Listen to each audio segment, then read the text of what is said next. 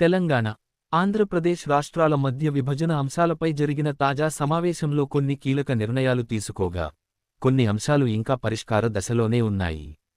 సమావేశంలో ప్రధానంగా చర్చించిన పాయింట్లు ఇవి. ముఖ్యాంశాలు: రూ. 861 కోట్ల లేబర్ సెస్ పంపిణీ. ఇరు రాష్ట్రాలు దీనిపై ఏకాభిప్రాయానికి వచ్చాయి. పన్నుల పంపిణీ.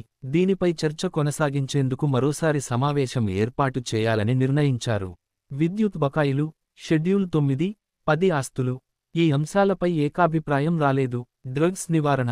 రెండు రాష్ట్రాల పోలీస్, ఎక్సైజ్ శాఖలతో కలిసి కమిటీ ఏర్పాటు చేయాలని నిర్ణయం. ఏపీ నుంచి ఎక్సైజ్ శాఖకు రూ. 81 కోట్లు వెనక్కి. ఈ మొత్తాన్ని ఏపీ ఇవ్వడానికి అంగీకరించింది.